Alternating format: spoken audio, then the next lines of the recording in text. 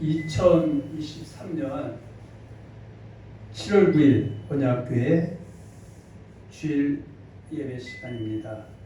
또한 오늘은 언약교회 18주년 창립 기념일입니다.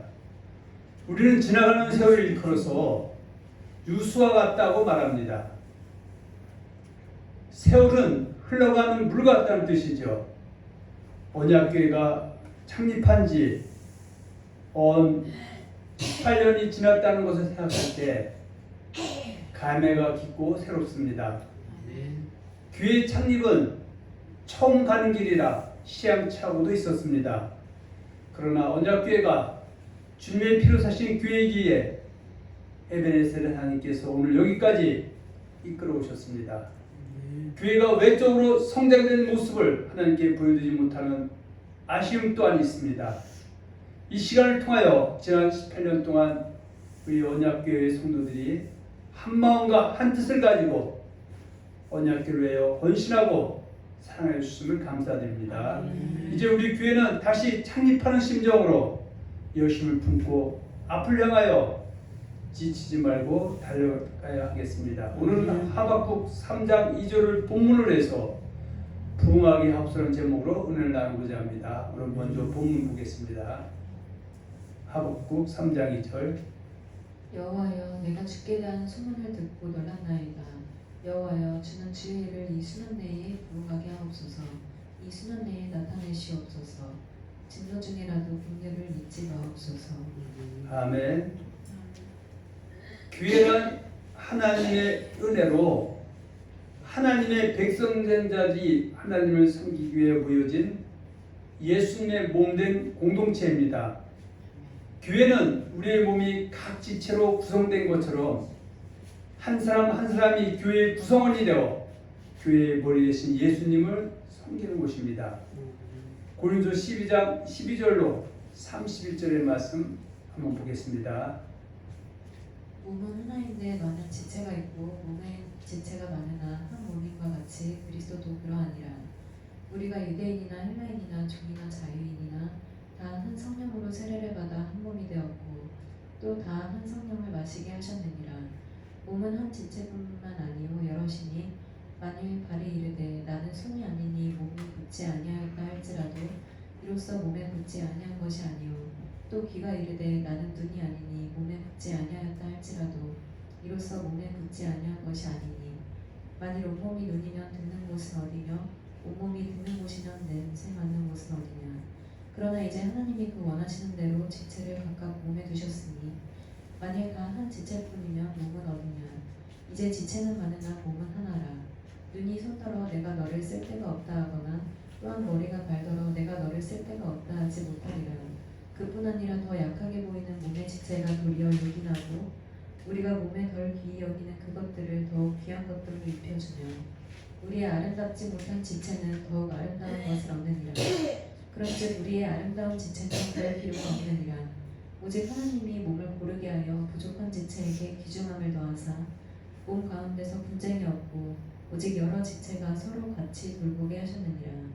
만일 한 지체가 고통을 받으면 모든 지체가 함께 고통을 받고 한 지체가 영광을 얻으면 모든 지체가 함께 즐거워하느니라. 너희는 그리스도의 몸이요 지체의 각 부분이라. 하나님이 교회 중에 몇을 세우셨으니 첫째는 사도요 둘째는 선지자요 셋째는 교사요 그 다음은 능력을 행하는 자요 그 다음은 병 고치는 은사와 서로 돕는 것과 다스리는 것과 각종 병언을 말하는 것이다. 아멘. 빨리 보겠습니다. 교회는 어느 한 사람에서 운영되는 것이 아니라 예수님을 믿는 각 성도들이 모여서 교회가 이루어집니다. 그래서 때로는 어떤 사람은 역할이 미미해 보인다 할지라도 그 역할이 교회가 굴러가는데 운영되어지는데 또 예수님을 섬기는데 큰 역할을 한다는 것입니다. 그래서 항상 교회는 누구랄 것도 없이 주일식을 가지고 열심을 다하고 또 달려가야 된다 이런 말씀입니다. 먼저 교회의 예표인 광야 곧 광야 교회에 대해서 알아보기로 하겠습니다. 초대교회의 최초의 순교자인 스데반 집사는 사도행전 7장 37절로 38절 통해서 이스라엘 백성들이 애굽에서 홍해를 건너 처음 입성한 광야를 걸어서 광야 교회라고 칭하고 있습니다. 또한 광야 교회란 반드시 하나님의 살아있는 말씀이 있는 곳이어야 한다고 말씀하고 있습니다. 사도행 7장 38절에 보면 시내산에서 말하던 그 천사와 우리 조상들과 함께 광야 교회에 있었고 또 살아있는 말씀을 받아 우리에게 주는 자가 이 사람이라. 그러니까 모세를 설명하면서 애굽에서 홍해를 건너 광야 시내산까지 나왔는데 이 광야가 우리 교회 생활할 때 교회인 것처럼 광야 교회다. 그리고 교회는 반드시 뭐가 있어야 된다? 살아있는 하나님의 말씀이 있어야 된다. 그 살아있는 말씀이 뒤에 다시 말씀드리겠지만 시내산에서 하나님께서 모세를 통해서 주신 바로 십계명과 언약서 율법이다 그 얘기입니다. 14장 12절 13절에 보면 하나님의 말씀은 살아있고 활력이 있어서 좌우에 낯선 어떤 것보다도 예리하여 홍과 영과 및 관절과 골수를 찔러 쪼개기까지 하며 또 마음의 생각과 뜻을 판단한다. 그 하나님의 말씀이 선포되면 분명히 역사가 일어납니다. 듣는 사람들이 아멘으로 받든 거부하든 듣고 또 우리가 잘못된 길, 자범죄, 고범죄가 있다면 거기서 돌이키든 무시하고 가든 분명히 두 가지 역사는 일어난다 그 얘기입니다. 그런데 이 하나님의 말씀 살아있기 때문에 그대로 받아서 아멘만 하면 13절에 보면 지으신 것이 하나도 그 앞에 나타나지 않음이 없고 우리의 결산을 받으실 눈앞에 만물이 벌거벗이 드러나느니라 이렇게 말씀하고 있습니다. 때로는 교회라는 간판이 버젓이 걸려있다 하여도 변질된 거짓말, 이단 사설 같은 것이 전해진다면 엄밀한 의미에서 하나님의 교회라 말할 수가 없다 그런 얘기입니다. 구약과 신약에서는 교회에 대해 어떻게 말씀하고 있는 것에서 알아보기로 하겠습니다. 먼저 구약에서 말씀하고 있는 광야 교회에 대해서 알아보는 시간을 갖기로 하겠습니다. 우리가 아담과 하와를 하나님께서 지으시고 그를 그대로 방치한 것이 아니라 에덴 동산으로 이끌어 주셨다 그 얘기죠. 그리고 에덴 동산으로 이끌어진 아담과 하와에게는 뭘 주셨다? 선악과와 생명과의 법을 주셨다 그런 얘기입니다. 그래서 아담과 하와의 입장에서는 에덴 동산이 하나님을 섬기는 광야 교회의 역할을 한다. 그래서 에덴 동산에는 하나님의 말씀, 선악과와 생명과가 있는데 생명과를 먹으면 사는 것이고 선악과를 먹으면 죽는 것이다. 이렇게 말씀하고 있죠. 그래서 창세기 2장 7절에 보면 여호와 하나님이 땅의 흙으로 사람을 지으시고 생기를 그 코에 불어넣으시고 사람이 생명이 되니라. 하나님의 백성이 됐다. 섬기는 자가 됐는데 이 아담과 하와를 그대로 방치하지 아니하시고 2장 8절이죠. 창세기 2장 8절 여호와 하나님이 동방의 에덴의 동산을 창설하시고 그 지으신 사람을 거기 두시니라. 그대로 두시고 방치하신 것이 아니라 창세기 2장 9절과 2장 16, 17절에 보면 살아있는 생명의 말씀을 주셨다. 한번 봅니다. 자, 2장 9절 여호와 하나님이 그 땅에서 보기에 아름답고 먹기에 좋은 나무가 나게 하시니 동산 가운데에는 생명나무와 선악을 알게 하는 나무도 있더라. 이 말씀을 더 나아가서 또 포괄적으로 말씀해 주신 것이 창세기 2장 16, 17절이죠. 여호와 하나님이 그 사람에게 명하여 이르시되 동산 각종 나무의 열매는 내가 임의로 먹되 선악을 알게 하는 나무의 열매는 먹지 말라. 내가 먹는 날에는 반드시 죽으리라 하시니라. 그런데 이제 혹자들은 선악과 생명과 뭐냐 복숭아다 사과다 머리통 깨지게 싸웁니다. 근데 성경에는 그거는 이제 생명과 선악과 무엇인가에 대해서 잘 우리에게 설명해 말씀이 호세아 6장 7절에 있습니다. 자, 호세아 6장 7절 봅니다. 그들은 아담처럼 언약을 어기고 거기에서 나를 반역하였느니라. 물론 여기서 그들은 누구예요? 애굽에서 홍해를 건너 광야를 지나 요단을 건너 가나안 땅에 입성한 이스라엘 백성들. 그래서 그들이 가나안 땅에 들어가서 그 왕정 시대를 거치고 통일 왕국 시대를 거치고 분열 왕국 시대까지 오죠. 분열 왕국 시대 때 북이스라엘과 남유다가 어떻게 했다? 아담처럼 했다 이거죠. 아담이 한 일이 뭐예요? 아담이 선악과를 하와 함께 먹었죠. 그 먹은 것이 바로 언약을 어기고 하나님 앞에 반역을 행한 것이다 그러죠. 그래서 생명과를 먹었다는 것은 언약을 잘 지키는 거. 신명기 29장 9절에 보면 그런즉 너희는 이 언약의 말씀을 지켜 행하라. 그리하면 너희가 하는 모든 일이 형통하리라. 하나님의 말씀 반드시 짝이 있죠. 어기면 불통이 임한다.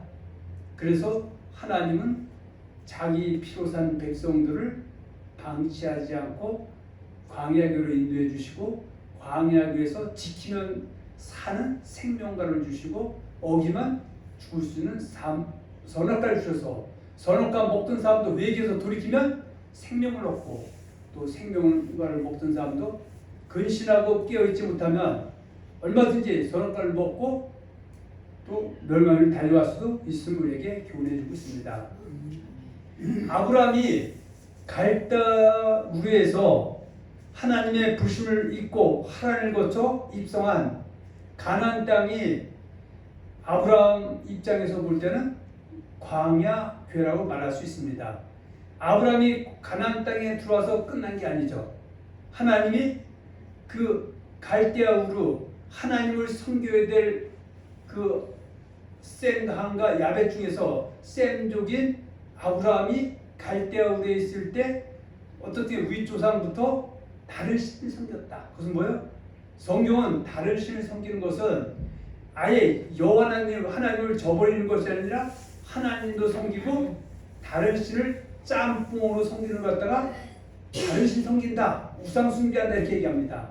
그러니까 어떻든 간에 다른 신을 섬기고 있는 아브라함을 그 자리에 내버려 두면 그 분위기와 장소 때문에 그가 올바른 신앙을 할 수 없기 때문에 갈대아우를 떠나서 하나님을 거쳐서 지시할 땅 가나안 땅까지 인도했다 그죠. 그 가나안 땅에 들어오면 하나님 뭘 준다? 말씀을 주신다 이거죠. 그래서 변질된 말씀을 새로운 말씀을 주시고 지키면 선악과를 먹으면은 여전히 망할 수 있지만 생명을 먹으면은 생명을 얻을 수 있다 이렇게 말씀하고 있습니다. 자, 11서 11장 8절 10절입니다. 믿음으로 아브라함은 부르심을 받았을 때에 순종하여 장래 유업으로 받을 땅에 나아갈새 갈 바를 알지 못하고 나아갔으며 믿음으로 그가 이방의 땅에 있는 것 같이 약속의 땅에 거류하여 동일한 약속을 유업으로 함께 받은 이삭 및 야곱과 더불어 장막에 거하였으니 이는 그가 하나님이 계획하시고 지으실 터가 있는 성을 바랐습니다. 그러니까 아브라함이 바랐던 것은 이 땅에서 부귀영화, 공명, 또 자기를 높이는 거, 영광 그것이 아니라 하나님이 계획하고 지으실 터가 있는 성을 바라보았다. 이렇게 말씀하고 있습니다. 그래서 여호수아 24장 2절 5절에 보면 아브라함이 강 저쪽, 그러니까 그 가나안 땅에 들어오기 전에 그 갈대아우르에 있을 때는 다른 신을 섬겼지만 하나님이 그를 콜링해서 가나안 땅까지 오게 한 이유와 목적이 있다는 거죠. 하나님이 하신 일은 목적이 없이 그냥 무목적대로 하는 것이 아니라 반드시 목적이 있다는 것이죠. 자, 한번 보겠습니다. 창세기 18장 18절 19절 한번 봅니다. 아브라함은 강대한 나라가 되고 천하 만민은 그로 말미암아 복을 받게 될 것이 아니냐.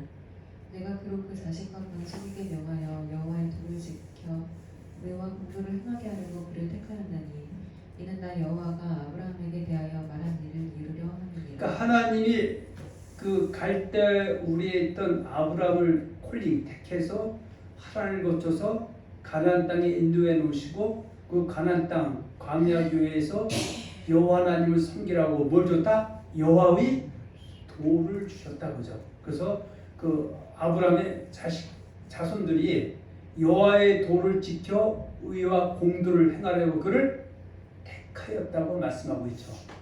우리가 보통 아브라함이나 다윗 같은 사람을 어느 한편에서는 형편없는 사람으로 폄하하지만 그들을 어느 한 부분에서는 분명히 하나 앞에 또 신앙이 절름발일 때는 절름발 신앙이었지만 결국 하나님이 그들을 갖다가 믿음의 조상을 인정할 때 그들은 어떻게 여호와의 도를 잘 지켜서 공도를 행했기 때문이라고 말합니다. 그래서 아브라함의 신앙을 단적으로 이야기해 주는 말씀이 창세기 26장 5절에 있죠. 한번 봅니다.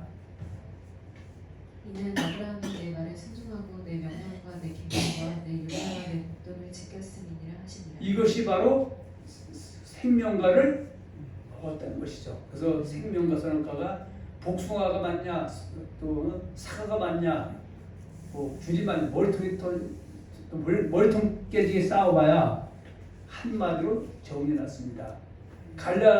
고린도 후서에 보면은 다른 복음, 다른 예수, 다른 영을 쫓는 것을 서로 까먹었다 그렇게 얘기합니다. 거기서는. 그래서 바른 말씀 믿고 쫓고 순종고 쫓고 얘기해서 잘 섬기는 생명과를 먹는 거고 그렇지 않으면 선악과를 먹는 것이다. 70여 명의 야곱의 가족들, 그러니까 애굽의 가나안 땅에 들어왔던 아브라함을 통해서 이삭과 야곱이 12아들을 낳죠. 그래서 요셉이 나중에 중근동 지방에 기운과 가뭄이 오게 됐을 때 애굽 고센 땅으로 이제 내려가게 되죠. 그때 내려가서 몇 명이다? 70여 명이 되는데 애굽에 거하고 있던 요셉과 그 요셉의 자식들 포함해서 많아야 75명이다 이거죠. 근데 그들이 애굽에 내려갔을 때 처음에 믿음이 좋았다 나빴다. 믿음이 여호와를 여덟 있었지만 400년이라는 세월이 흐르면서 애굽에 있는 그 신들을 같이 섬겼다고 얘기해요. 그러다 그들을 갖다 다른 신을 섬기고 있었다. 그래서 그들을 하나님이 다시 콜링해서 홍해를 건너 광야로 인도한 목적은 그리고 광야에서 시내산에서 다시 언약서와 십계명 율법을 준 것은 살아있는 말씀 준 것은 예수 하나님만을 잘 섬기게 하게 되는데 잘 섬긴 자와 섬기지 못한 자의 길은 요단을 건너 가나안 땅에 들어간 자와 들어가지 못한 자는 갈라졌다고 얘기입니다. 그런데 이따 뒤에 말씀드리겠지만 그 광야에서 출생한 20세 미만 사람들 이 사람들은 선악과를 먹었음에도 불구하고 어리는 사람들이기 때문에 하나님 기회를 한 번 더 줘서 요단을 건너 가나안 땅에 입성하게 되는데 그들에게 가나안 땅은 광야 교회죠.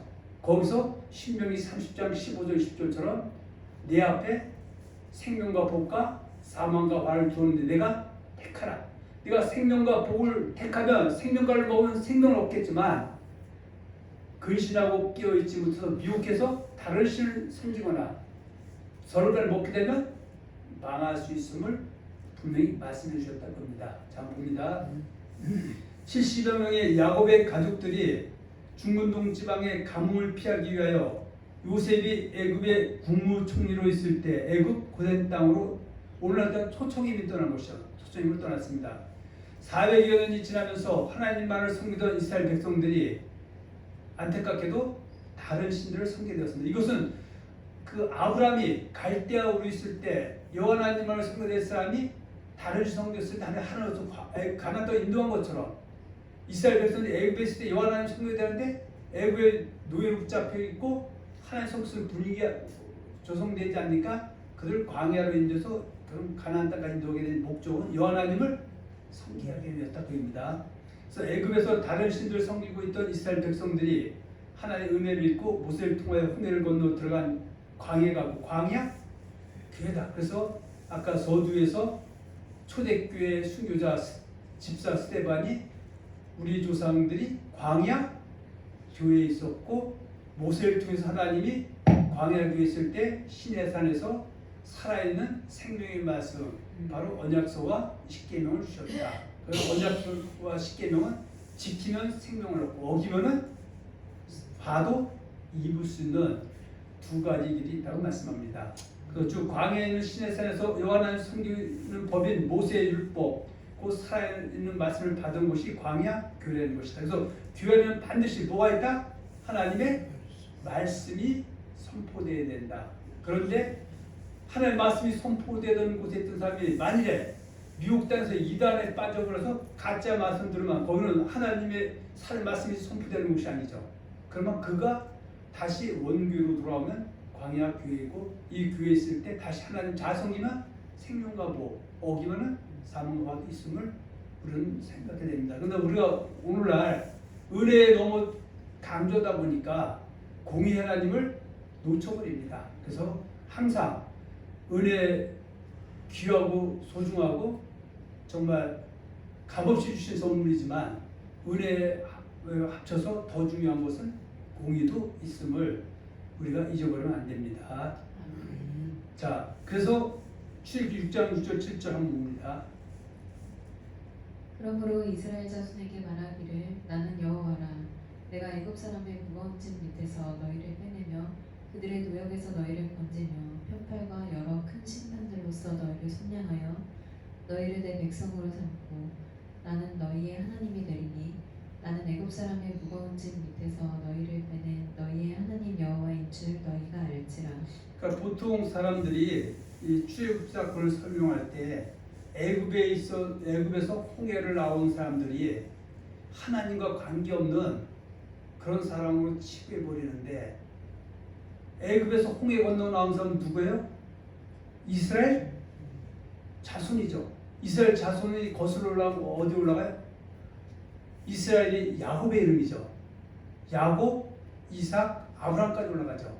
그런데 아브라함이 갈대아 어렸을 때 하나님을 하나님 백성임에도 불구하고 다른 성경 쓸 때 하나님이 가나안 땅에 인도했던 것처럼 가나안 땅에서 애굽으로 내려왔던 사람들도 여전히 하나님 백성이 연한 성경됨에도 불구하고 400년이 지나면서 애굽 신, 그 10가지 재앙에 나오는 신들, 또 태양신, 뭐 바로 같은 것과 하나님을 같이 섬기는 것이죠. 그래서 그들을 하나님만 섬기기 위해서 광야로 인도해냈다. 그런 얘기입니다. 그래서 히브리서에 보면은 하나님이 애굽 사람들은 어떻게 해요? 돌을 갖다가 바다에 던져서 풍덩 던지는 것처럼 그들은 어떻게 해요? 애굽 사람들을 잡으러 쫓아오다가 어떻게 해요? 물로 다 수장되고 누가 그 독수리가 자기 새끼를 그 날개에 업고 나른 것처럼 누구를 업고 날아왔다? 이스라엘 백성들이라고 말씀하는 겁니다. 그래서 출애굽기 19장 5절 6절에 보면 광야에 나온 이스라엘 백성들에게 이제 시내산에서 모세를 하나님이 콜링해서 끌어올립니다.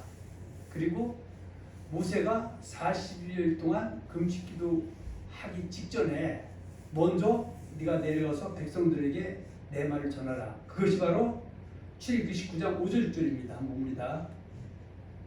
세계가 다 내게 속하였나니 너희가 내 말을 잘 듣고 내 언약을 지키면 너희는 모든 민족 중에서 내 소유가 되겠고 너희가 내게 대하여 제사장 나라가 되며 거룩한 백성이 되리라. 너는 이 말을 이스라엘 자손에게 전할지니라. 그러니까 내 말을 잘 듣고 내 언약을 지킨다는 것은 하늘 말씀대로 잘 순종되게 쫓아오면은 생명을 먹기 때문에 생명을 얻지만 어기면은 아됩니다. 그런데 결국은 어떻게 해요? 이스라엘 백성들이 우리가 다 그렇게 행하겠다고 해서 신에서 모세를 통해서 율법을 받고 38년 동안 광야를 지나죠. 그리고 그들이 결국 모압 땅까지 딱 도착했어요. 거기서 이제 결산을 해보았어요. 애굽에서 진짜 떠났던 사람이 모압 땅까지 왔는데 신에서 받은 말씀을 잘 또 생명 먹은 자처럼 찾아보니까 생명을 먹은 사람 많았다 적었다. 그것이 신명기 1장 34절 39절입니다. 봅니다. 여호와께서 너희의 말소리를 들으시고 노하사 맹세하여 이르시되 이 악한 세대 사람들 중에는 내가 그들의 조상에게 주기로 맹세한 좋은 땅을 볼 자가 하나도 없으리라. 여기서 하나도 없다는 것은 부정의 부정. 눈 씻고 찾아봐도 그렇게 많지는 않았다. 이것은 마태복음 7장 13절 14절에 예수님께서 좋은 문으로 들어가라. 멸망으로 인도하는 문은 그 길이 크고 넓어 그리 들어간 자가 많고 생명을 얻는 좁은 찾는 이가 적다. 그런데 하나도 볼 자 없다고 했음에도 불구하고 대표적인 사람이 누굽니까? 여분의 아들 바로 갈렙과 눈의 아들 여호수아죠. 여호수아의 아버지 이름 뭐예요? 눈이죠. 자 봅니다. 36절 이제 여분의 아들 갈렙은 온전히 여호와께 순종하였은즉 뭐였다? 온전히 여호와께 순종했다는 것은 내 말 잘 듣고 언약을 잘 지켜 생명과를 먹었기 때문에 자 그냥 그것을 볼 것이니 그것이 뭐요? 아브라함과 이삭과 야곱을 통해서 주기로 약속한 땅 젖과 꿀이 흐르는 가나안 땅을 볼 것이요. 그래서 결국 어떻게 해요? 갈렙과 두누리 아들 여호수아는 이스라엘 백성들 2세대를 이끌고 요단을 건너서 넉넉히 가나안 땅에 들어가서 가나안 정복 전쟁을 통해서 그것을 점령하고 그 땅을 배분하게 되죠. 자, 37절 여호와께서 너희 때문에 내게도 진노하사 이르시되 너도 그리로 들어가지 못하리라. 나는 누구예요? 모세죠. 모세는 물과 물 사건 때문에 육신의 몸으로는 들어가지 못했다. 자, 38절 내 앞에 서 있는 눈의 아들 여호수아는 그리로 들어갈 것이니 너는 그를 담대하게 하라. 그가 이스라엘에게 그 땅을 기업으로 차지하게 하리라. 근데 여기 39절 사람들이 이제 중요합니다. 이 사람들은 광야에 생활할 때 거기서 애굽에서 출발한 사람이 아니라 광야 40년을 지나면서 거기서 출생한 사람들입니다. 이 사람들에게는 똑같이 선악과를 먹었어도 하나님이 기회를 다시 은혜를 입혀줍니다. 그래서 가나안 땅에 들어가서 광야에서 하나님 은혜 애굽에서 홍해로 광야 나온 너희 조상들이 이모 삼촌 고모죠 먼데 사람들이 아니죠. 그래서 가나안 땅에 육신을 못 들어가는 그것을 보면서 너는 가나안 땅에 들어가서 광야 그 가나안 땅 그들은 교회가 되는 거고 여분야들 요셉 여분야들 갈렙과 누나 여호수 같은 사람은 가나안 땅이 천국의 예표가 되는 것이죠. 자 그래서 또 너희가 사로잡히려 하던 너희 아이들과 당시의 선악을 분별하지 못하던 너희 자녀들도 그리로 그러니까 그 여분야들 갈렙과 누나들 여호수는 천국 개념으로 들어간 것이고 이들은 다시 한번 가나안 땅에서 기회를 은혜로 얻어서 그 뒤에 여전히 어떻게 생명과를 먹으면 여전히 생명 얻지만 들어갔음에도 불구하고 선악과를 먹으면 멸망당할 것이 신명기 30장 15절 10절이죠. 내가 내 앞에 생명과 복과 사망과 화를 두나니 내가 택하라. 네가 생명과 복을 택하면 생명과 복이 임할 것이고 사망과 화도 임할 것이다. 그래서 구약의 모든 역사는 여기 다 정리되어 있습니다. 언약을 잘 지킬 때는 하나님이 민족적으로도 이방 민족이 울어보도록 하나님이 축복해 주셨고 개인적으로도 충분히 임했지만 집단적으로 하나님을 배반하고 선악과를 먹을 때는 이방 민족에게 멸시천대 당하고 깨닫고 돌아오면 다시 회복시켜주고 쌓인 곡선이죠. 잘 섬길 때는 올라갔다가 잘 섬길 때는 바닥 쳤다가 올라갔다. 이게 반복입니다.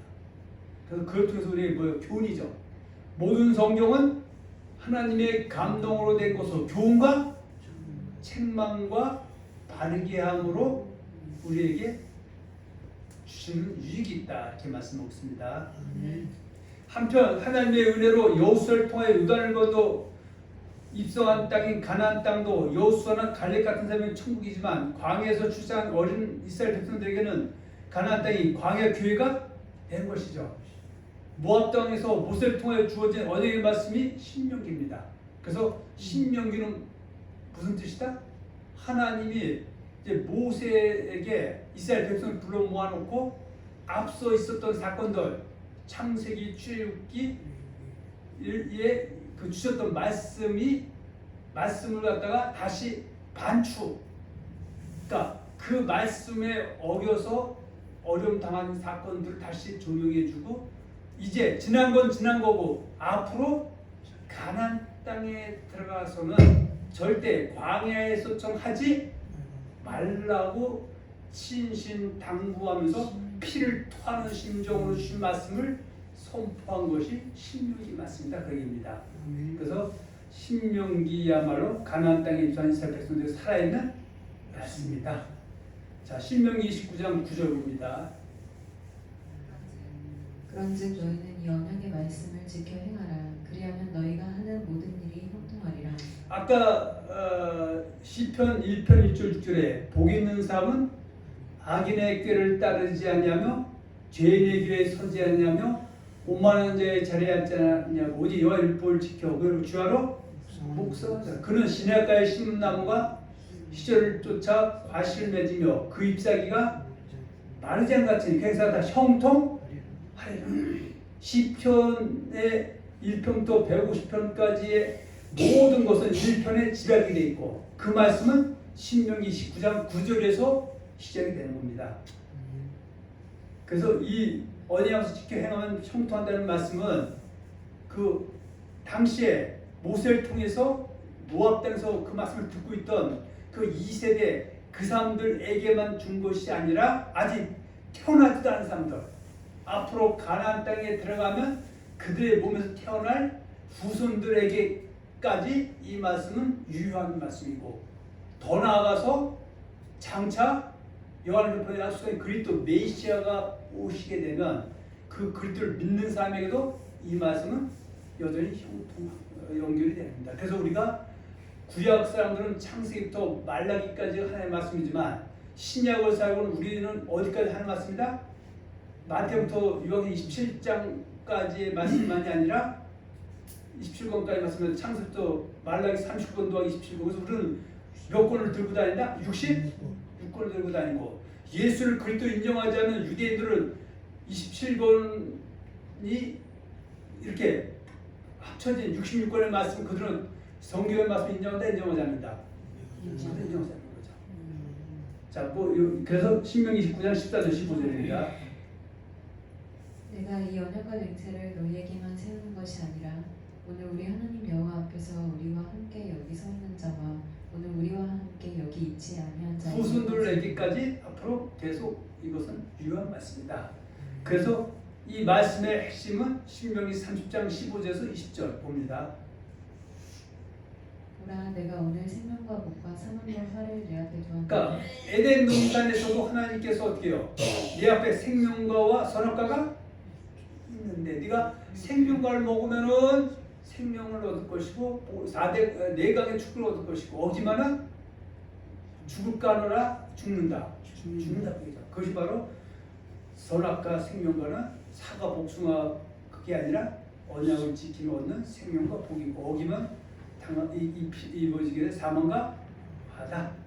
그런 얘기입니다. 자 봅니다. 16절. 곧 내가 오늘 내게 명령하여 너희 하나님 여호와를 사랑하고 그 모든 길로 행하며 그의 명령과 규례와 법도를 지키라 하는 것이. 그리하면 어떻게 해주겠다? 그리하면 내가 생존하며 번성할 것이요 또 내 하나님 여호와께서 내가 가서 차지할 땅에서 내게 복을 주실 것이니라. 그러나 이렇게 복을 받던 사람이 내가 만일 마음을 돌이켜 듣지 아니하고 유혹을 받아 다른 신들에게 절하고 그를 섬기면 내가 오늘 너희에게 선언하노니 너희가 반드시 망할 것이라. 너희가 요단을 건너가서 차지할 땅에서 너희의 날이 길지 못할 것이라. 즉 이 말씀이 요단을 건너 가나안 땅에 들어간 상태니까 들어가기 전에 이 말씀을 주면서 들어가서 너희가 이렇게 하면 이렇게 될 것이다 그 얘기죠. 19절 20절은 앞에 있는 말씀을 또 한번 리바이벌 반복하는 거죠. 왜냐면 너무 중요해서 내가 너에게 이르노니 다시는 잊지 말라 그런 얘기죠. 자 19절 내가 오늘 하늘과 땅을 불러 너희에게 증거를 삼노라. 내가 생명과 사망과 복과 저주를 내 앞에 두었은즉 너와 내 자손이 살기 위하여 생명을 택하고 내 하나님 여호와를 사랑하고 그의 말씀을 청종하며 또 그를 의지하라. 그는 내 생명이시요 내 장수이시니 여호와께서 내 조상 아브라함과 이삭과 야곱에게 주리라고 맹세하시기를 내가 거주하리라. 그러니까 이스라엘 백성들이 이제 가나안 땅에 들어가서 사사기를 거쳐서 왕정 시대를 거쳐서 통일 왕국 시대를 거쳐서 분열 왕국 시대로 다가오죠. 분열 왕국 시대 때 북이스라엘과 남유다. 북이스라엘가 그 선지를 하던 선지자가 누군가 바로 호세아죠. 호세아가 그들은 아담처럼 언약을 어기고 내게 반역을 행했다. 그래서 빨리 아담처럼 선악과 먹는 데서 떠나라고 했음에도 불구하고 북이스라엘은 결국은 떠나지 않아서 주전 722년에 아수르에서 나라가 지구상에 쌓이게 됩니다. 그리고 130년이 지난 주 586년 바로 남유다까지 바벨론에 의해서 3차 공격에 멸망을 하겠지만 하나님이 그걸 아주 버리지 않으시고 심판 중에 은혜를 베푸셔서 70년 후에 다시 그들이 고토로 들어와서 수문학 광장에 모여서 모세의 율법책을 바로 에스라가 나무 가운데 펴놓고 그것을 읽을 때 모든 사람들이 머리를 조아리고 아멘 하면서 생명의 말씀으로 받고 다시는 우리 그 길 가지 않겠다고 다짐했던 그 사건이다 그 얘기입니다. 느헤미야 1장 5절 9절에 보면은 결국은 남유다가 망한 사건이 바로 7절에 주를 향하여 크게 악을 행하여 주께서 죄종 모세에게 명령하신 계명과 율례와 그를 지키지 아니하였나이다. 그래서 신명기에 보면 옛적에 주님이 이렇게 말씀하지 않았습니까?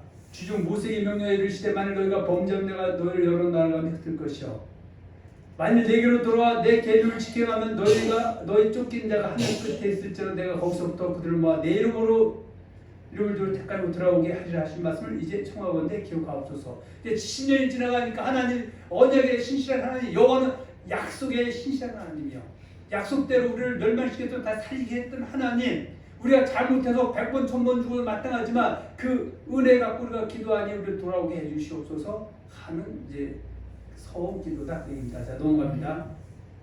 우리는 구약에서 말씀하기는 광야교회에서 알아봤습니다. 이어서 신약에서 말씀한 광야교회에서 알아보도록 하겠습니다.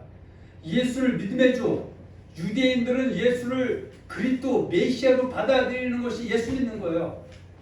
이방인들은 유대인들이 그리스도 메시아 구원자를 믿는 그 예수를 내가 지금 섬기고 있던 신들 각자 각 나라 각 민족마다 자기가 좀 신들 있잖아요. 어떤 주먹 섬긴다 그러죠. 내 주먹이 주먹 믿는다 했던 그가 전도자의 말을 듣고 봤더니 내 주먹 갖고는 총도 못 가고 내가 할 수 있는 일이 없다는 것을 깨닫게 되고 또 전도자의 말을 들어보니까 이제까지 믿어왔던 불교에서 석가 또 부처 믿어왔던 사람들 이스라엘의 알라 마호메트를 믿어왔던 사람들 봤더니 이것이 우상이고 헛것이라는 것을 깨닫고 그것을 싹을 버리고 예수가 참주 참신 참 하나님을 받아들이는 자가 유대인 예수 그리스도 믿는 자와 같은 자다.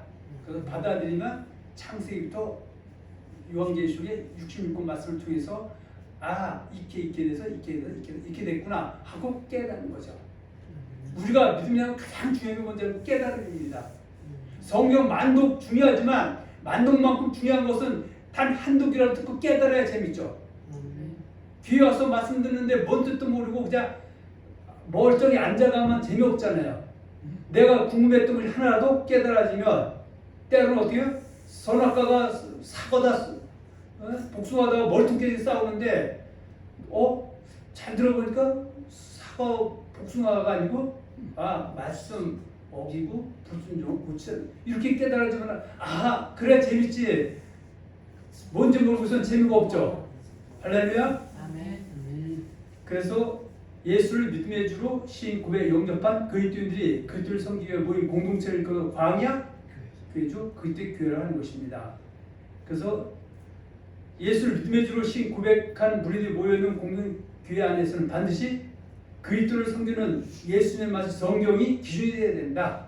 그래서 로마서 14장 17, 18절에 보면 하나님의 나라는 먹는 것과 마시는 것이 아니요 성령 안에서 의와 평강과 희락이라. 이로써 그리스도를 섬기는 자는 생명과를 먹는 자는 하나님의 뜻대로 삶을 쫓아가고 고쳐서 회개합당을 사는 사람은 하나님의 기쁨의 삶의 칭찬을 받게 된다. 내가 예수 믿으면서 말씀대로 잘 살아야 다른 사람들이 저 사람 보니까 나도 예수 믿고 싶다 그러지 예수 안 믿을 때보다 더 악하고 더 용서 못하고 더 말막하면은 너나 믿어라 이렇게 할 수도 있다는 것이죠. 그래서 예수 믿는 사람들은 뭐가 된다? 빛과 소금 말부터 변해야 된다. 물론 말하는 것도 잘합니다. 저도 잘하지만 우리 싸움은 뭐예요? 이것을 어떻게 잘 지켜나가냐. 그랬을 때 뭐가 되나? 근신하고 껴있어야 되고 때로는 하나님의 은혜를 입어서 또 나와의 싸움도 분명히 있죠. 그래서 때로는 열심도 해야 됩니다. 어떤 사람은 힘쓰라 그러면은 야, 우리 자기 의지로 되는 저 교만이다. 성경 조문으로 들어가기를 심쓰라. 마귀와 심써 싸우라. 나는 하늘께 불시하기를 심쓰노라. 그러니까 은혜로 되는 것도 있지만 내 의지로 내가 양보하고 내가 손해보면서 예수님 때문에 예수님 얼굴에 먹칠하지 않기 위해서 내가 해야 될 부분도 분명히 있다. 그것이 반복이 되면 습관이 되고 습관이 되면 인격이 되고 그러면 아, 저 사람 예수 잘 믿는구나. 저 사람 같으면 내가 말씀 몰라도 나도 한번 문 받아보고 싶구나. 그렇게 돼야 된다는 것입니다. 마태복음 16장 19, 18절에 보면 예수님이 너희는 나를 누구라 하느냐. 그랬더니 시몬 베드로가 말하기를 주는 그리스도시요 살린 하나님의 아들이시다 그랬어요. 여기서 시몬 베드로는 이방인입니까? 유대인입니까? 유대인이죠. 베드로는 누굴 기다려왔어요? 요한의 조건에서는 그리스도 메시아를 기다려왔죠. 나사렛에 사는 요셉의 아들 예수가 그리스도라는 말이 떠들고 있는데 어떤 사람은 야, 만만의 꿈떡 같은 소리 하지 말아라. 예수는 그리스도가 아니다. 이렇게 말하는 사람이 많은 그 시대에 예수야말로 요한의 약속 그리스도라고 내가 인정받아들이는 것이 예수입니다. 그것은 내 의지로 힘으로 되는 것이 아니라 하나님의 은혜로 성령으로 아니하고 예수를 주라 할 수 없다. 그것이 바로 바요나 시모나 내가 복이 있도다. 이를 내게 알게 하니는 혈육이 아니 하나님 내 아버지다. 이렇게 말씀하고 있습니다. 할렐루야. 그래서 사도행전 10장 18절로 32절에 보면 예수 믿는 사람들이 모여있는 하나님의 교회 안에는 하나님이 감독자를 세우는데 그 교회를 치리하는 양들을 치리하는 목회자를 주의 종을 세우는데 주의 종은 성도들에게 뭘 전해야 돼? 은혜의 복음, 살아있는 말씀을 전해서 성도들이 사나운 일이 흉악한 일이 이단에게 빠져가지 않도록 잘 치료해줘야 되고 또 이단 속에 발뻗은 사람은 빨리 말씀으로 잘 전해서 더 이상 빠지지 않도록 끌어들이게 해야 된다. 그래서 교회는 그런 말씀이 있어야 된다. 뭐 그런 얘기를 말씀하고 있습니다. 넘어갑니다. 그래서 로마서 3장 18절 31절에 보면 의롭다 하심을 얻는 것은 율법의 행위는 은혜로 되는 것인데 의롭다 하는 사람은 거기서 끝나는 것이 아니라 이전에 갖고 있던 그 율법을 아예 폐하는 것이 아니라 율법이 우리에 굳게 세워지는 것이다. 마태복음 5장 17, 18절에 보면 예수님께서 내가 율법이나 선지자나 폐하러 온 줄로 생각하지 말라. 폐하러 온 것이 아니라 도리어 완전케 하라고 하노라. 내가 진실로 너에게 이르노니 천지가 없어지기 전에는 율법의 1.1도 반드시 다 이루어진다고 말씀하고 있는 겁니다. 자, 넘어갑니다. 그래서 할례자 유대인에서와 물론 이방인에서 하나님의 부심을 잊게 되면 그리스도인이 되는 것인데 그리스도인이 되면 그리스도 성기라고 하나님의 계명을 주죠. 그리스도인이 된 것만큼 중요하고 계명을 잘 지키는 것이 장땡이다. 이렇게 말씀하고 있죠. 자, 고린도 7장 18, 19절 봅니다. 할례자로서 부르심을 받은 자가 있느냐 무할례자가 되지 말며 무할례자로 부르심을 받은 자가 있느냐 할례를 받지 말라.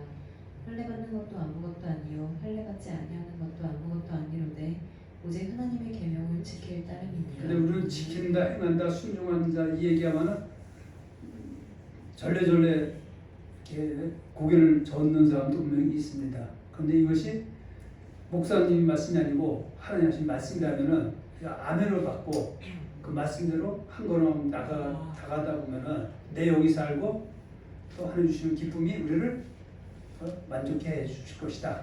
근데 마지막 때가 되면 바른 교훈을 전하면 좋아한다, 싫어한다? 싫어하죠. 뭘 좋아한다? 스승들, 물질, 맨날 복 받아라 이런 얘기를 하면은 야, 저 목사님은 나에게 은혜만 많이 끼쳐주시는 스승입니다. 난 저런 설교 좋지. 뭐 율법을 뭐 지키고 고치고 회개하고 이 소리들만 나는 싫다. 이런 사람들이 마지막 때 되면은 줄줄이 나올 것이다라고 교훈이 예언되어 있습니다. 그래서 그 귀를 찔러들고 뭘 주겠다 허탄한 얘기를 날 것이다. 그리고 마지막 때 되면 어떻게 돼요? 돈을 사랑하고 부활이 하다가 결국은 믿음에서 떠나는 사람들이 속출할 것이다. 요한일서 2장 15, 17절에 보면 이 세상이나 세상에 있는 것들을 사랑하지 말라. 누구든지 세상을 사랑하면 그 속에 아버지의 사랑이 있지 않으니 이는 세상의 모든 것이 육신의 정욕과 안목의 정욕과 이생의 자랑이니 다 아버지께 주셔 세상으로 쫓아온 것이다. 이 세상도 그 정욕도 다 지나가되 오직 하나님의 뜻을 행하는 영혼이 구하느니라. 마태복음 10장 10절 나더러 주여 주여 하는 자마다 천국에 다다를 것이다. 때리는 자가 들어가야 말씀하고 있습니다. 귀 있는 자는 들을지어다. 이렇게 성경 말씀하고 있습니다. 때로는 그리스도인들이 예수 그리스도를 섬기는 법인 한 계명을 악한 자들, 이단들에게 미움을 당하여 쫓던 사람이 다시 회개하고 돌아오면 이단에 간 것은 교회도 아니죠. 그건 마귀의 소굴이죠. 돌아오면 다시 광야로 되죠. 돌아와서 선포되는 말씀, 좁은 길로 가면 생명 얻는 것이고 넓은 길로 가면 과도 입을 수 있지만 넓은 길로 돌이키면 생명을 바꾸고 넓은 길로 가면 하나님 불문하고 없었던 거로 인정하겠다 말씀하고 있습니다. 로마서 1장 25절에 보면 그들이 하나님의 지를 거짓 것으로 받고 피조물을 조물주보다 더 경배하고 섬깁니다. 안타까운 것은 예수 믿는다고 하면서 교회라고 다니는데 간판은 벗을 수 있는데 그 선포되는 거짓말 듣는 사람은 그 거짓말을 전하는 그 사람 피조물을 섬기는 것이지 조물주 예수 섬기는 것이 아니라고 성경은 딱 잘라 말씀하고 있습니다. 그러나 그 사람도 미혹된 길에서 돌아오면 이전에 그 악한 길에서 돌아오면 죽었던 영혼이 다시 구원받게 되고 허다한 죄도 덮어질 것이라는 말씀이 야고보서 5장 19절 20절에 있습니다. 봅니다. 네, 형제들아 너희 중에 미혹되어 진리를 찾는 자로 누가 돌아서게 하면 너희가 알 것은 죄인은 미혹된 길에서 돌아서게 하는 자가 그의 영혼을 사망에서 구원할 것이며 허다한 죄를 덮느니라. 아멘. 자, 시간이 많이 가서 발표하겠습니다. 하나님 피사신 교회 안에서는 반드시 하나님의 복음이 선포되어야 된다. 그래서 사도행전 20장 28절 30절에 보면 교회를 그 하나님의 피로 사신 교회라고 언급하고 있는데 지금 안상 중인에 하나님의 교회라고 이름을 써있지만 거기에 수많은 사람들이 이런 교회론에 대해서 잘 모르면 저 간판도 크고 건물도 우리 교회하고 야 하나님의 교회 가갖고 안상홍 이름으로 기도합니다 이러고 앉아있는 거죠. 근데 지식이 없으면 망한 거죠. 그리고 하나님 피로 사신 교회 안에서는 어그러진 말이 아닌 하나님의 은혜의 복음이 선포되어야 한다고 말씀하고 있습니다. 사도 바울은 고린도서 11장에서 하나님의 교회가 사랑하는 이들에게 미움당할까 봐 항상 근심하고 걱정했다고 말씀합니다. 사도 바울은 이런 거죠. 내가 예수 믿고 복음 전하는 것 때문에 수없이 죽음의 길을 넘어갔지만 그만큼 내가 더 속에 염려하는 것은 그 세운 교회의 성도들이 사랑하는 이에게 미혹당해서 통째로 넘어갈까봐 이단에 넘어갈까봐 내가 한 일이 헛된 일이 될까봐 그 영혼들이 지옥 배송될까봐 항상 염려했다. 이렇게 얘기하는 것이 고린도서 11장 18절 19절입니다. 봅니다. 이 외의 일은 고상하고 아직도 날마다 내 속에 눌리는 일이 있으니 그 모든 교회를 위하여 염려하는 것이라. 누가 약하면 내가 약하지 아니하며 누가 신축하게 되면 내가 애타지 아니하느냐. 하나님의 피로산 교회는 항상 생명이 있어야 합니다. 마귀의 존재는 살아있는 교회를 흔들게 모든 방법을 동원합니다. 마귀의 싸움에서 승리하기 위해서는 성령께서 교회를 이끌어가도록 기도로 바치고 또 우리는 빛과 소의 걸 잘 감당하도록 달려가야 됩니다. 그래서 사도 베드로는 5장 8구절에 근신하라 깨어라 너희 대적 마귀가 오는 사람들을 상태를 찾는다. 믿음을 굳건히 하라고 말씀하고 있고 마귀의 관계를 능히 대적하기 위해서 하나의 전신갑주의 우리 씨름은 혈과이고 상대하는 것이 아니다. 우리는 사실 여기 많이 걸리고 있죠. 가다 서로 막 머리통 깨지게 싸우고 있는데 보니까 그 사람과 싸우고 그 사람이 악한 영과의 싸움인데 그걸 놓칠 때가 있죠. 저도 가끔 늦게 느낄 때가 있습니다. 이미 앞에서 교회 생활을 일컬어 광야교회라고 말씀드렸습니다. 예수를 믿음의 주로 영접하는 순간부터 영적 전쟁에 돌입하게 됩니다. 이스라엘 백성들이 광야 생활할 때 많은 여러 가지 일에 봉착한 것처럼 우리가 교회 생활을 할 때 많은 문제점을 만나게 됩니다. 우리 교회 생활, 즉 광야 생활을 하면서 예상하지 못한 쓴물을 만날 수 있습니다. 출애굽기 15장 22, 25절에 보면 모세가 홍해에서 이스라엘 인도하며 그들이 나와서 수르광야로 들어가서 거기서 사흘 길을 걸었으나 물을 얻지 못하고 마라에 이르렀더니 그 곧 물이 쏘서 마시지 못하겠으므로 그를 마라라 하였더라. 그런데 이 마라에 쓴 물이 어떻게 해서 담으로 바뀌었습니까? 하나님 모세에게 나뭇가지를 던지라고 했을 때 던졌을 때 순종했을 때 쓴물 바뀌었다. 우리도 쓴물이 어려운 문제가 있을 때 돌아보고 말씀을 비추어서 말씀대로 하게 되면 회복이 될 수 있다. 이렇게 얘기합니다. 만약 하나님 돌을 던져야 되는 거죠. 아니 어떻게 그 나무가 던진다고 쓴물이 바뀌냐고 불순종하면 물은 여전히 쓴물이죠. 할렐루야. 자, 이스라엘 그들이 광야에서 나왔을 때 그들이 만난 물은 쓴물이었다. 하나님께서 모세에게 나무를 던지라 했을 때 순종하여 나무를 던졌을 때 쓴물이 단물이처럼 바뀌어진 것처럼 우리 신앙 살면서 생각지 않던 쓴물을 만날 수도 있습니다. 이스라엘 그들이 광야에서 쓴물을 만났을 때 하는 말씀을 순종함으로 쓴물이 단물로 바뀌어진 것처럼 우리도 쓴물을 만났을 때 불순종해서 회개하고 돌이켜서 순종할 때 쓴물이 단물로 바뀌어질 것입니다. 이런 것을 우리가 체험해야 되겠습니다. 우리는 교회 생활, 광야 생활하면서 생각지 않았던 질병을 만날 수도 있습니다. 그런데 이 질병도 출애굽기 15장 16절은 이렇게 말씀하고 있습니다.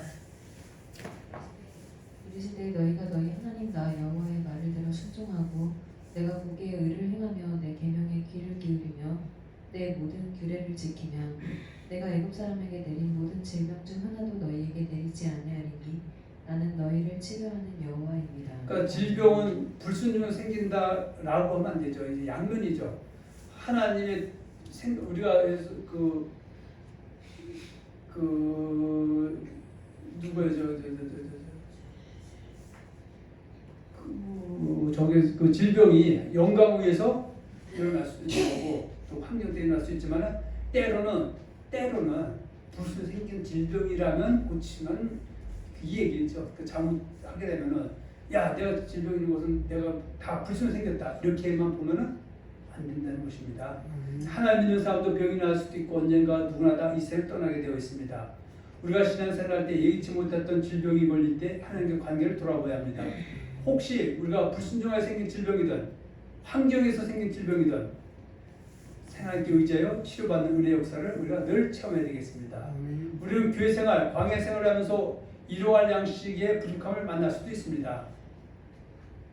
어떤 일용할 양식의 부족함을 해결할 수 있는 분은 우리 하나님이십니다. 이스라엘 백성들이 광야에서 하나님부터 만나와 매출액을 공급받던 것처럼 우리도 하나님께 간구하고 달려감을 통해서 일용할 양식을 해결받는 은혜를 체험했으면 좋겠습니다. 우리는 또 교회 생활, 광야 생활하면서 마귀의 공격을 당할 수 있습니다. 그가 다 아말렉과의 전쟁이죠.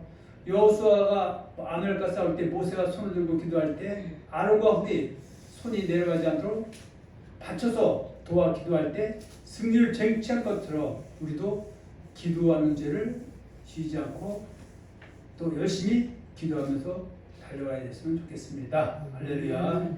하나님께서는 하나님 교회 성도의 반드시 내적으로 일어나기를 원하십니다. 부모가 자기의 자녀들이 항상 어린아이에 머물러 있다면 그 부모는 걱정, 근심이 태산 같은 것입니다. 하나님도 하나님의 자녀들이 어린아이의 믿음에 머물러 있지 않고 나날이 믿음이 자라나서 믿음은 장성이기를 원합니다. 그저 잘 된다고 했을 때는 얼굴을 그 빙그레처럼 활짝 웃고 또 때로는 불순종하면 어려움도 당했을 때 빨리 돌이키려고 하면 얼굴이 찌푸러지는 그런 삶이 아니라 어떤 환경에 처할지라도 항상 기뻐하라 쉬지 말고 범사에 감사할 수 있는 믿음의 장성불량이 이루는 사람이 되어야 됩니다. 그래서 신앙에서 오래 했다는 것만큼 중요한 것은 현재 내 믿음이 어떤 모습인가를 돌아봐야 됩니다. 히브리서 5장 12, 14절 때가 오래되었으므로 너희가 마땅히 선생이 되었을 터인데 너희가 다시 하나님의 말씀에 초보에 대하여 누구에게서 가르침을 받아 향할 처지이니 단단한 음식은 못 먹고 젖이나 먹어야 할 자가 되었도다. 이는 젖을 먹는 자마다 어린아이니 의의 말씀을 경험하지 못한 자요. 단단한 음식은 장성한 자의 것이니 그들은 지각을 사용함으로 연단을 받아 선악을 분별하는 자들이니. 우리는 어린아이 신앙에 머물지 말고 자라서 장성자일 때 하나님이 기뻐하실 줄로 믿습니다. 할렐루야. 아멘. 우리는 오늘 하박국 3장 2절 본문을 해서 부흥하게 앞서는 제문을 나눴습니다. 창립 18주를 맞이한 언약궤가 앞으로 더욱 성장 발전하는 것은 하나님의 뜻이고 하나님께 원하신 것입니다. 우리는 오늘 우리 자신을 돌아보고 앞으로 전도에도 열정을 다하고 또 하나님의 피로 사신 교회를 나가서 사람으로 채워가겠습니다. 이 하나님께서 이렇게 부흥하게 해달라고 기도하고 하나님께 부흥하게 주로 기쁘게 하여 하겠습니다. 신앙생활은 오늘 지금입니다. 늘 말씀 옛날에 금송아지 1000마리 있어도 소용이 없습니다. 지금 있어야 됩니다. 옛날에 믿음이 좋아서 하늘을 보좌를 움직이는 믿음이 있었다 할지라도 지금 없으면 그 역시 황입니다. 우리 교회가 지난 세월을 뒤로하고 앞으로 외적 내적으로 부흥되도록 성령님의 인도심을 받도록 은혜를 구하겠습니다. 그래서 더욱더 많은 영혼들을 옳은 대로 인도하는 교회가 되어야 할 것입니다. 내년 19년 창립 기념 예배 때는 더욱 성장 발전된 언약궤를 함께 올려주기에 오늘부터 신앙자는 언약궤 성도들이 되시기를 예수님의 이름으로 축원하며 축복합니다. 아멘. 근데 목사님 왜 어저께 왜 얘기 안 했어요?